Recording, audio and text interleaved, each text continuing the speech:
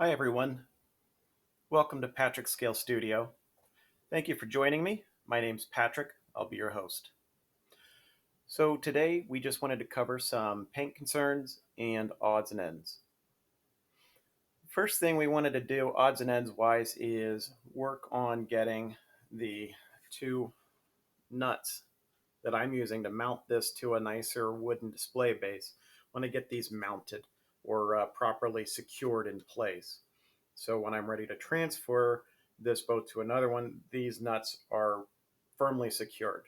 And the reason behind that is once we attach the deck, we'll no longer be able to get to them. So just that pure and simple. We want to make sure we get them secured so that when it comes time, all we have to worry about doing is unscrewing the screws that go into those and then transferring this over to the nicer wooden base. So with that in mind, in order to do that, I have decided to use Milliput. If you're not familiar with Milliput, it is a epoxy putty. Comes in two parts. You mix it together, and then it becomes real pliable and very, very sticky. Once it cures after about 3 or 4 hours, then it becomes rock hard. So it becomes impossible to move. And I do recommend following the instructions fully on this. Make sure that you are kneading it and mixing it for at least 5 minutes. Um, if you don't, then it's just going to get crumbly or it won't adhere properly to the surface.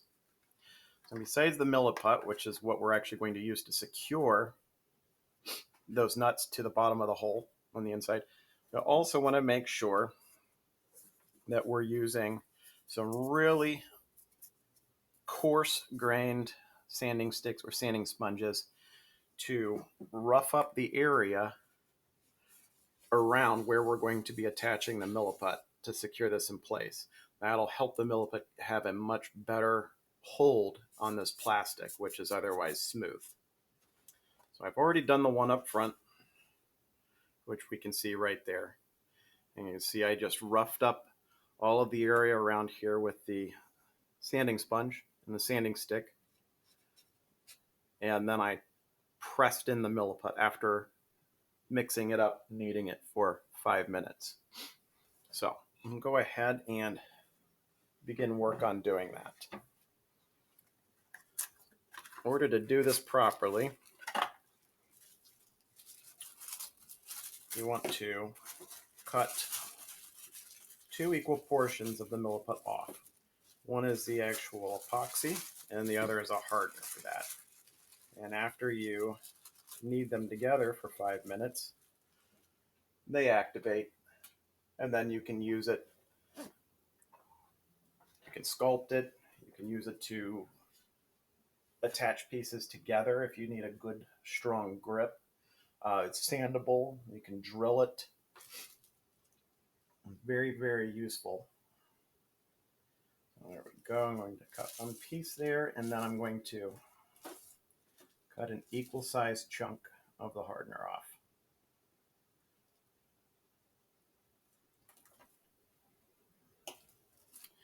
You can clean your tools with water. You can clean the surface you're working with the milliput on with water. I do recommend, absolutely recommend wearing gloves when kneading this together and applying it. And so for doing so, I have got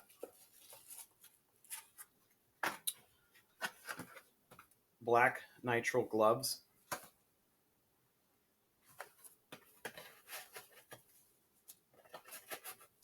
That way I make sure that I don't have any skin irritation because this is a chemical. And I also ensure that I don't get any stuck underneath my fingernails or on my hands and then inadvertently touch something else without realizing it. Because once this adheres to it, it's game over. So we'll go ahead and start with pushing them together. and I'm going to need this for 5 minutes. I won't make you suffer through 5 minutes of me kneading this together. So be back in just a couple of seconds. So for the time being, I'm going to go ahead and I'm going to set this aside. I want to make sure it's out of the way and it's not going to touch anything, because once it touches that thing, it's going to be stuck to it.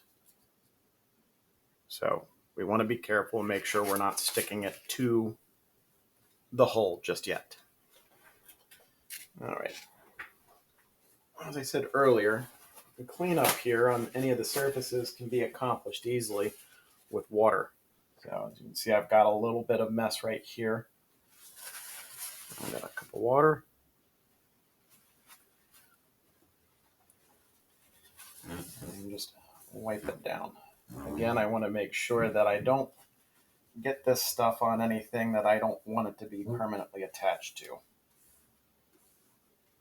So my ship's billboard, the ship itself, my desk, this work mat, anything. I'll get all of this cleaned up off of there.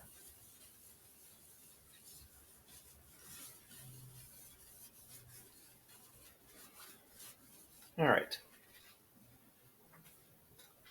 Now that that's been cleaned up, I want to go ahead and, as I said, make sure that I am roughing up the surface that I'm going to be attaching this to. So what I want to make sure is that it's not going to go anywhere once I've put it in there and placed it around the nut on there.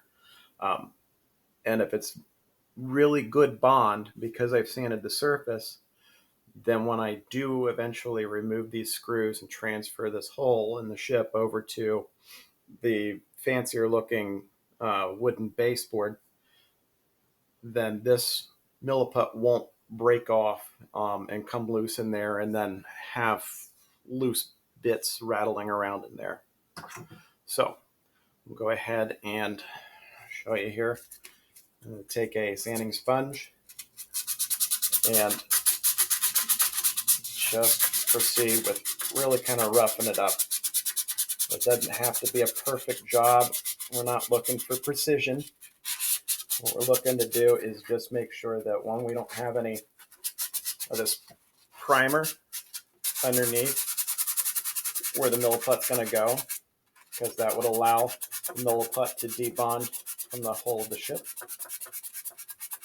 And then two, by creating these tiny microscopic grooves in the plastic, it's going to give the milliput something to grip onto. As you can see, I've gotten all of the primer away from this. I'm going to take an even coarser grain sanding stick, and I'm going to continue to use it to rough up this plastic, kind of score the plastic and make those microscopic grooves.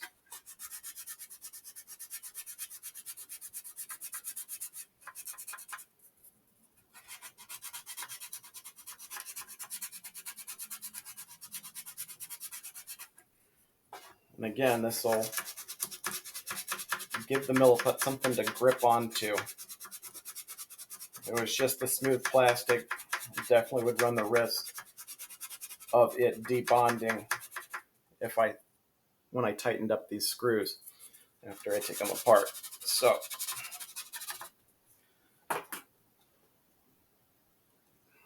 you see, we got a lot of sanding dust in there as well. What you can do is just make sure you empty this into a place that is away from your build and kind of away from your building area. So when you go to paint it, you don't have a lot of loose dust just flying all over the place and then getting trapped in your paint.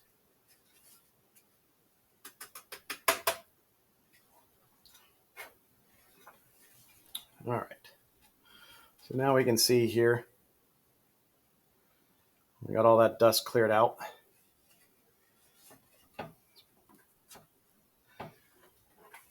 The last thing I'm going to do before I put the milliput in there is just use a touch of water and a paper towel. I don't want that dust also creating a barrier between the plastic and the milliput.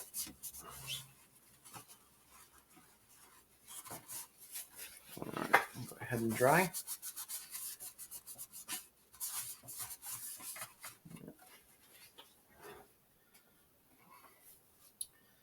And there we go. All right, it's ready for us to apply the milliput around that. So in order to do so, with one gloved hand. I want one hand without a glove. It's not going to be touching the milliput, so I can hold this firm and stable. And then the other one is actually going to be used to apply the milliput around that nut. And it's very important to remember that once I start touching that epoxy putty, I don't want to touch anything else with these hands. If I touch the side of my hole, then I'm going to have that epoxy putty in fingerprints on the side of the hole wherever you touch it. So once I start touching that, I'm only going to be working with the milliput and the inside here around that nut. So here is our ball of milliput. Go ahead and stretch it out a little bit.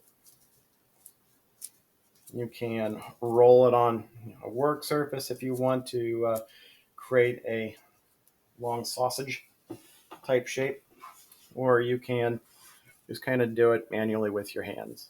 This. So I'm going to try to show you here how I'm going to do this. And I also want to make sure that I'm keeping it off of that screw. See, I'm trying to keep my hands out of the way of the camera so you can see. First, I'm kind of just gently pushing it in place. I want it to go around the nut.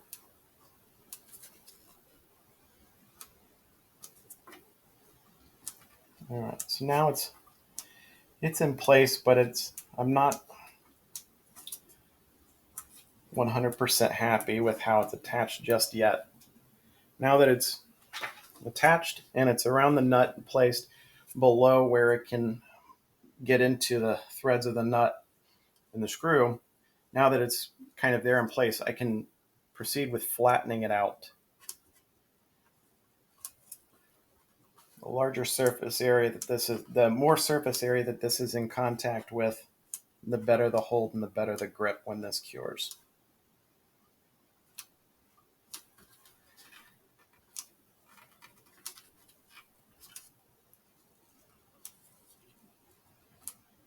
All right, so you can really get it flattened out there.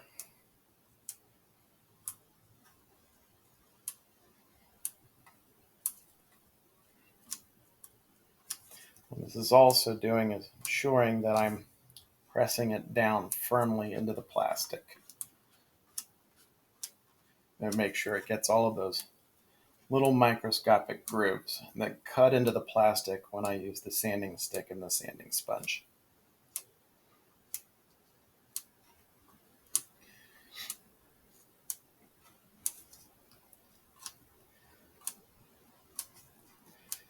Now, this is not the only way to attach these. There are others. We have seen fellow builders use pieces of cut up model sprue and glue it in place surrounding the nuts. I've seen them epoxied in place, seen them super glued in place. This is the method I chose to do because the holes on the hole are slightly larger than what these go up through, and super glue or epoxy could potentially leak out outside of the hole in between where the nut goes to the hole. So I wanted to avoid any risk of that. So milliput will not leak out like that. It's nice and firm, and the longer it sits, the firmer it gets until it fully cures. in which case it then becomes rock hard like ceramic or clay. So now that that's in place, I have to let that sit for a while so it'll cure completely and fully before I do any manipulation of these screws. Turning them now could possibly allow that nut to turn inside of there, and then it won't be very secure. So I'll set this aside for a little bit. And while that's sitting aside, we'll go to the next topic here for discussion in this video, and that was paint concerns. So I got to looking at the instructions that are provided for us and the coloring guide and the painting guide.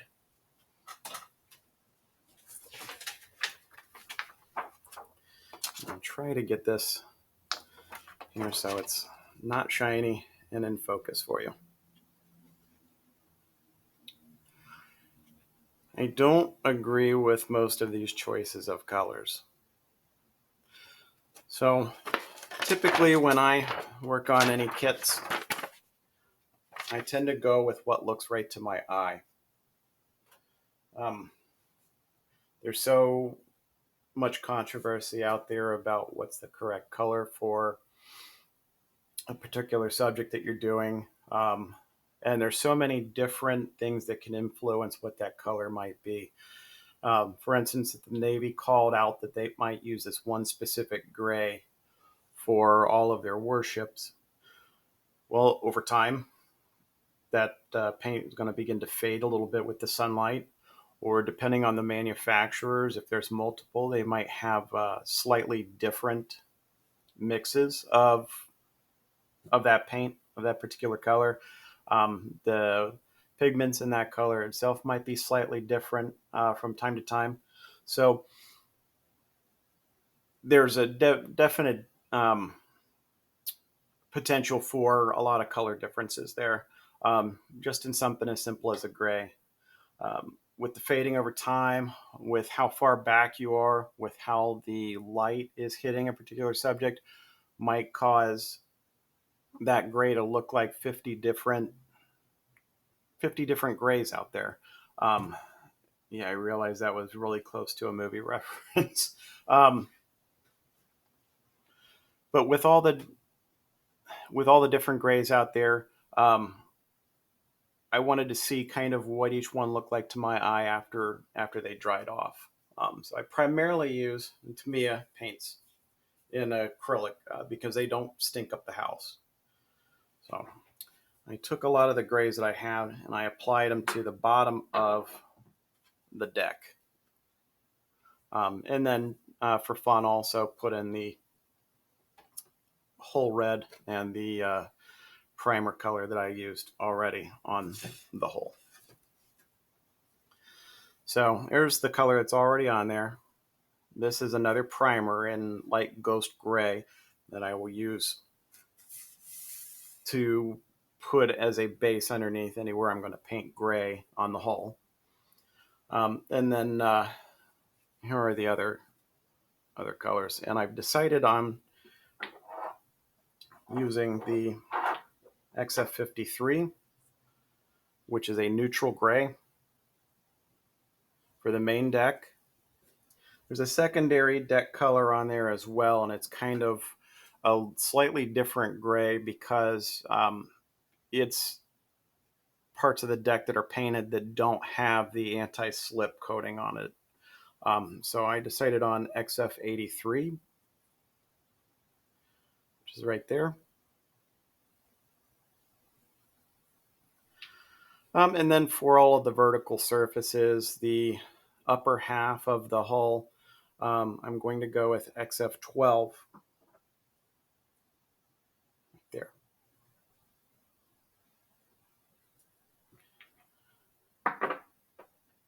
The whole red actually looks a little bit too brown to my eyes. So I'm going to put down a base of this, and then I'm going to mix a little bit of flat red into it to brighten it up a little bit. and I'm going to use that to kind of give a little bit of depth to the coat. And then at the waterline, there's a black stripe that separates the hull red and the gray, and that is going to be painted on with flat black. All of these colors will get toned down quite a bit later on when I'm finishing the hull and I'm putting a little bit of weathering into there, and I'm putting a little bit of pin washes to bring out the details. So as you can see, these colors will eventually change to your eye after we put in filters and washes and such. Now I rattled off all those paints to you, but the order in which I'm going to paint this is also important. And I'm going to start and go in the fashion that I typically would go in. I'm going to start with the lightest color first on the hull, right here, the XF12. That's going to be the upper half. The next color to go down is going to be the hull red. That's the bottom half of the hull. And then, while that's still masked off, I'm going to take the flat red, mix it into the hull red to brighten this up a little bit, and lightly hit areas there that I think need to be brightened up. That'll help create some fake shadows. After that, with the gray mask mostly in place, I'm going to be able to take this flat black and I'm going to be able to paint the waterline stripe right along there. And prior to any of that painting, I'm going to use the Vallejo USN Light Ghost Gray Surface Primer. This is, again, it's acrylic. You just put it into your airbrush, spray it on without thinning this out. Just make sure that you have a 0.3 millimeter needle or bigger. And you've got, I use about 22 PSI on my airbrush. And this will go down wonderfully, very smoothly. One of the benefits of this is you can use a hair dryer also to help it cure faster. But it's still recommended to give it 24 hours before you apply any masking, just to make sure that you're not peeling the primer off of the plastic.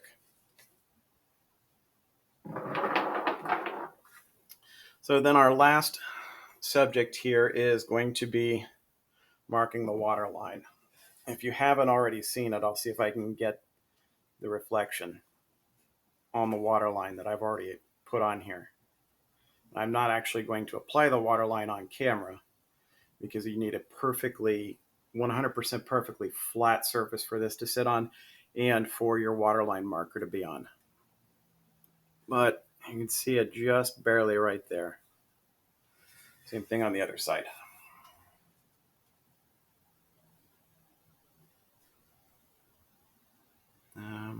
Just see if I can get the light to catch it. There it is, right there.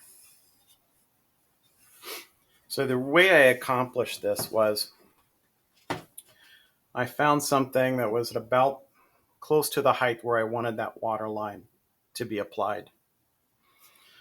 So I found a jar, and it's pretty heavy, so it'll sit pretty firmly and flat.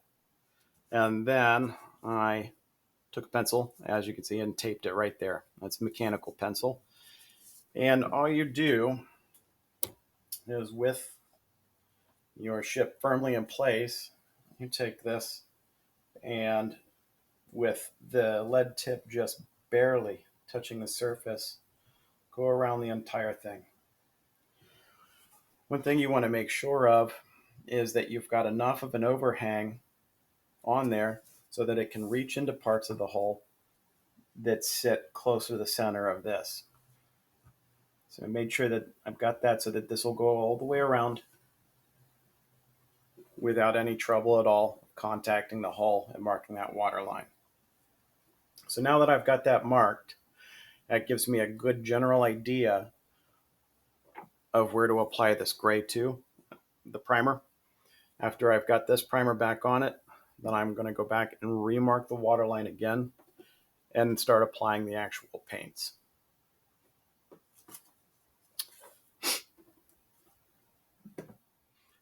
While this may have been a shorter video than the previous videos I've posted so far, it's just simply for the reason I doubt anyone wants to watch hours and hours of airbrushing this hull, masking off the waterline, more airbrushing. So the next time we come back, we should have all of the paint applied to this hull right here. Gray, black waterline, hull red. Yep. And we'll begin work on starting to attach some of the detail and some of the parts to the deck so that we can get this glued in place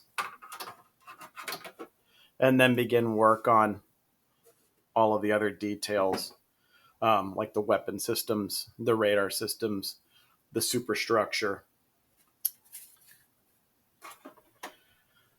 So as always, if you have any questions or comments or concerns or any feedback you'd like to provide, please comment below.